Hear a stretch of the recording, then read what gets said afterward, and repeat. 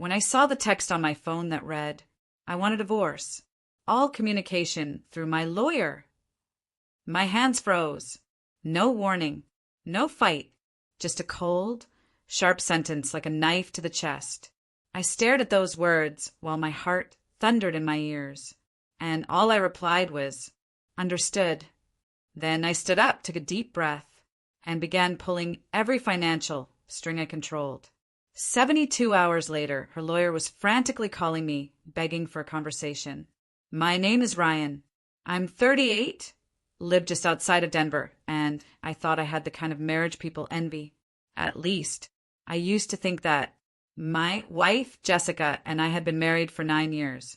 We met through mutual friends, hit it off right away, and moved fast. Engagement after a year, married 6 months later. I was head over heels, the kind of love where even the annoying habits feel cute. Jessica was beautiful, smart, charming, the kind of woman who could walk into a room and instantly own it. But what I loved most was how she made me feel seen, like I mattered. At least, that's what I thought at the time. We bought a house in a quiet neighborhood with wide streets and trees that turned gold in the fall. I remember standing in the living room on the day we moved in, her arms around my waist, whispering, "This is our forever." I believed her. I really did. I worked in finance, running a mid-sized wealth management firm. Long hours, lots of responsibility, but it paid well. Jessica was a freelance designer. Talented, but the income was inconsistent. Still, I never made her feel less than. I wanted her to chase her dreams, so I covered most of our bills. She had full access to our accounts. Her credit cards, her car lease, even her studio rent, all under my name. I didn't care. We were a team, or so I thought. Looking back, there were signs. Late-night work calls. New friends I'd never meet. Weekends where she'd need space. I tried not to pry. I trusted her. I wanted to trust her. That's what love is, right? But slowly she started drifting. Our conversations became surface level. Our dinners felt like polite negotiations. She stopped touching me, like completely. One night, I reached for her hand during a movie, and she pulled away like I was a stranger. That night, I lay awake, staring at the ceiling, wondering what I had done wrong. I asked if she was okay. She said she was just tired. Then, on a random Tuesday afternoon, no fight, no warning, I got the text. "I want a divorce. All communication through my lawyer."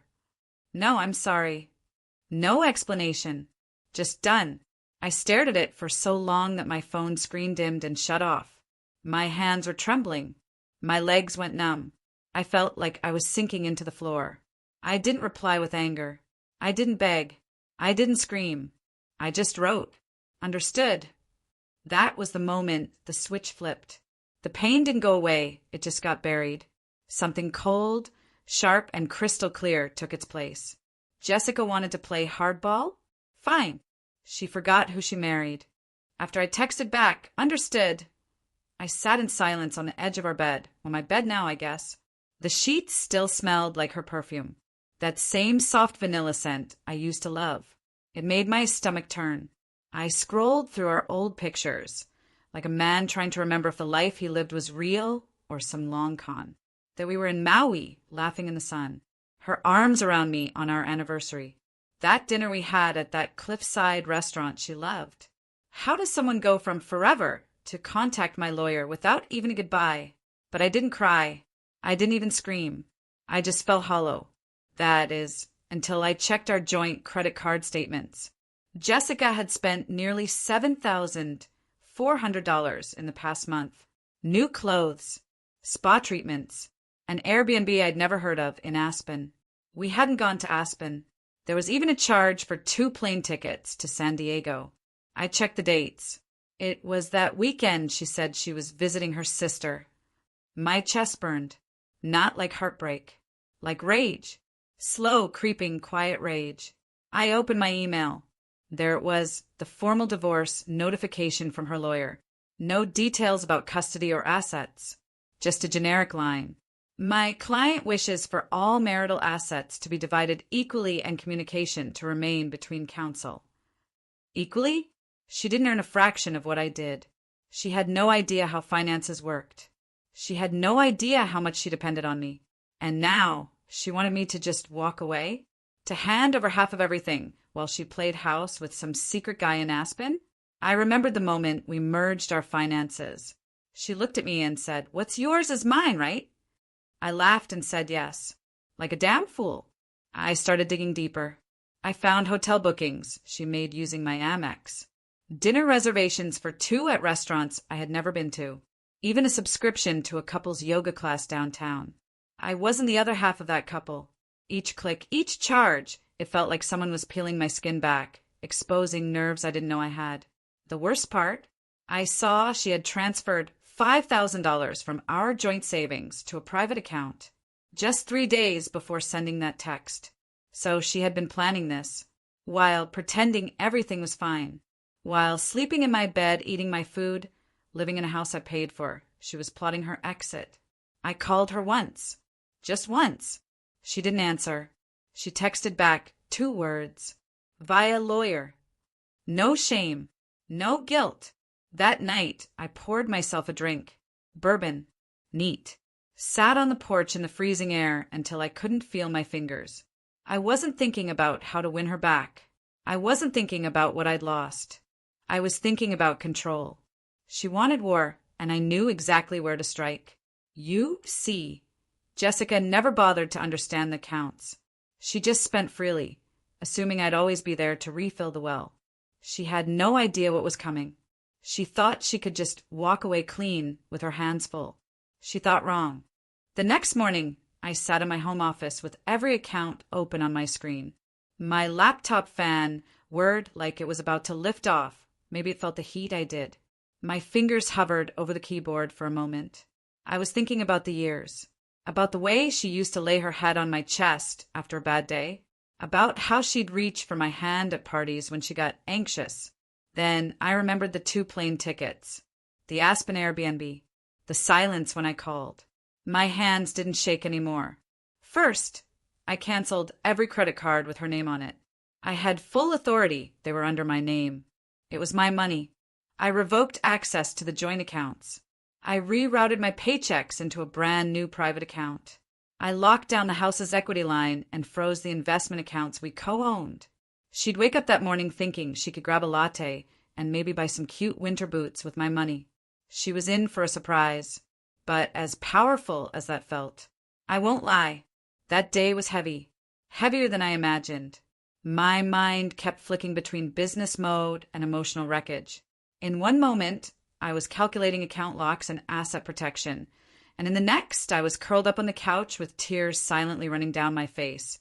Phone clutched to my chest like it could still ring with a different reality.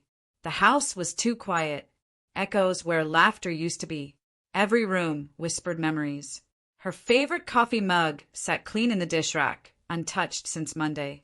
The one with the chip on the handle. I almost threw it against the wall, but I didn't.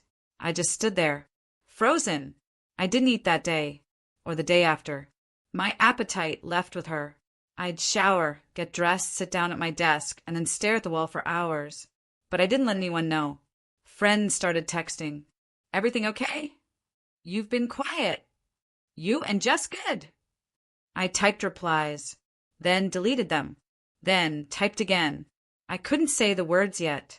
Couldn't admit that the person I trusted most had pulled the rug out from under my whole life. What hit hardest was this strange new reality where I was suddenly disposable.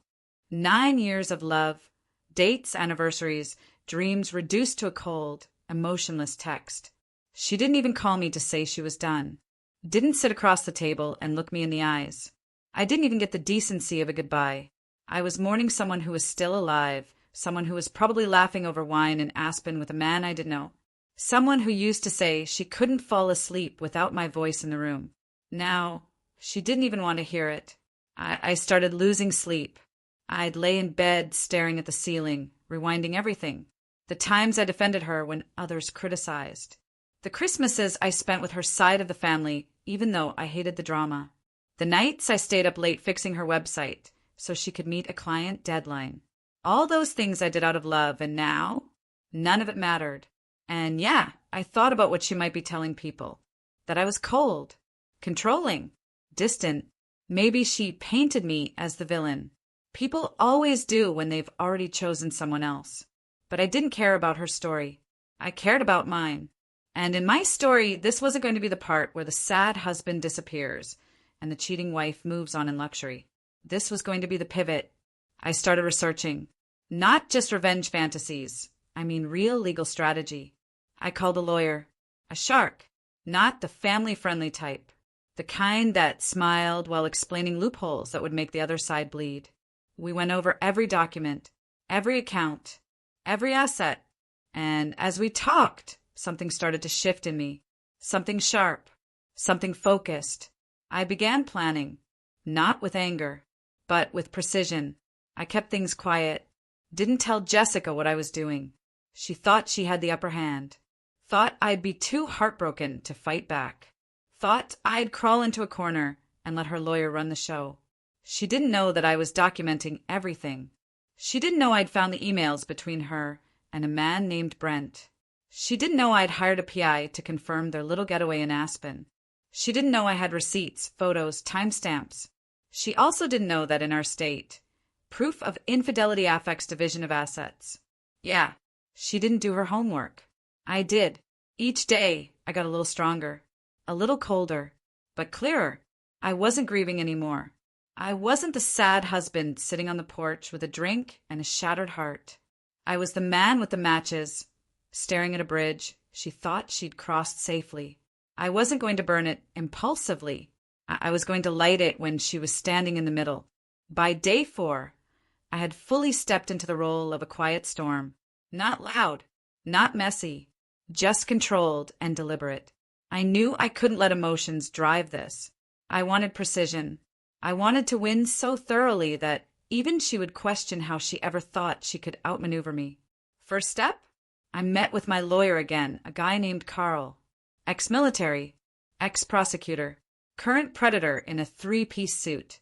He reviewed everything I brought in, the PI photos, the screenshots, the bank activity, the flight confirmations, and smiled. This, he said, tapping a photo of her hand on Brent's thigh in Aspen, is going to be worth more than gold. Turns out, in our state, infidelity does play a role in divorce settlements, especially if it's documented and clearly planned prior to filing.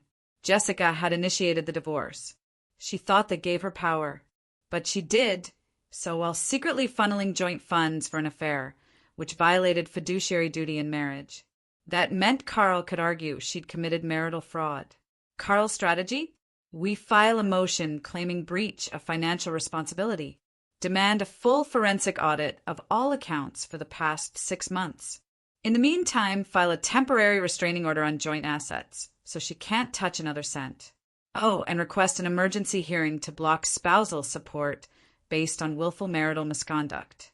But that was only phase 1. Next, I called the bank and ensured the mortgage, which was only under my name, had her access revoked. That meant no entry to the house if she wasn't on the deed. I changed the alarm codes, changed the locks, canceled the utilities under her name, had the Wi-Fi re-registered, even the Netflix password gone. Petty? Maybe. Satisfying? You bet. Now here's the fun part. Jessica had a part-time art business. Handmade jewelry. She operated it through an Etsy shop linked to our joint credit card and promoted it through our shared social media. Guess who owned those domains? I did. I registered them years ago under my name because she didn't understand tech stuff. So I took them offline, completely within my rights. She suddenly found herself without income, without access to money, without a house she could enter, and without her little side business. But I wasn't done. She had an event coming up, a local artisan market. I'd supported her through that every year, setting up her booth, driving the van, hauling her displays. She was supposed to be a featured seller this time, her biggest appearance yet. I called the organizer. I'm sorry, but Jessica's vendor license is registered under a business entity that I own. Legally, she cannot represent the brand. I'd like to withdraw it. They were sympathetic, awkward, but firm. She lost the booth. Then came phase 2. I filed a counterpetition for divorce. Not just a response, a legal offensive. Citing infidelity. Citing financial misconduct. Citing intent to deceive. Carl drafted the filing so cold it made ice look warm. We included every detail: dates, charges, receipts, photos. He attached over 70 pages of evidence. Then he scheduled the filing for Friday at 9 a.m., right after she had her next lawyer appointment. The timing wasn't random.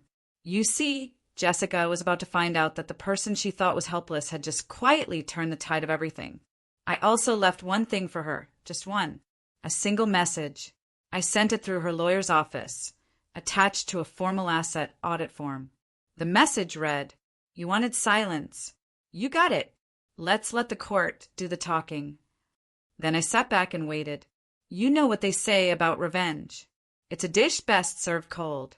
But I was planning to serve it frozen, with legal filings, asset freezes, and a smile that said, "I told you not to mistake my silence for weakness."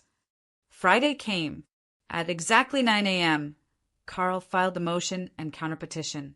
By 9:03 a.m., Jessica's lawyer had it in his inbox. By 9:10, I had 3 missed calls from a blocked number. By 9:15, Carl smirked and said, "Let it ring." And we did. Jessica had no idea what hit her. While she was planning a quiet, cold escape with her lover and a chunk of my finances, I had been laying down a silent network of traps. Every move she made, I had mirrored with legal precision. Every secret she tried to keep, I exposed with calm and care. At 11:30 a.m., her lawyer called Carl officially. I was in the room, and Carl put it on speaker. "Carl," the voice said, "I think we may need to reevaluate the basis of the original divorce filing." Carl leaned back. "You mean the one where she demanded full spousal support while simultaneously using joint accounts to fund a hidden affair? That filing." Silence. "I think a settlement may be in order. I believe my client misrepresented the situation." I almost laughed out loud. That afternoon, Jessica showed up at the house. Not inside.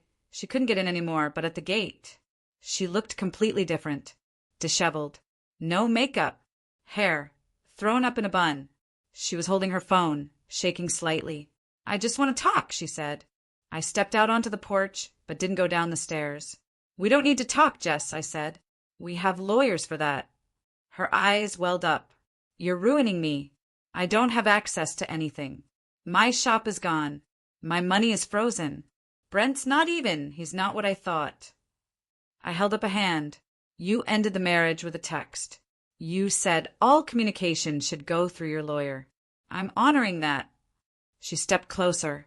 "I made a mistake." I smiled. Not out of joy, but out of peace. So did I. I married someone who thought love was disposable. Now I've corrected it.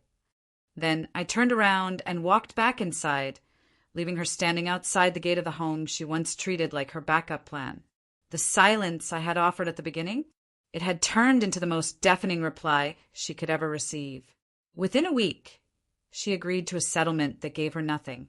No alimony, no share of the house, no access to accounts, no business rights, just her name and her shame. I didn't gloat.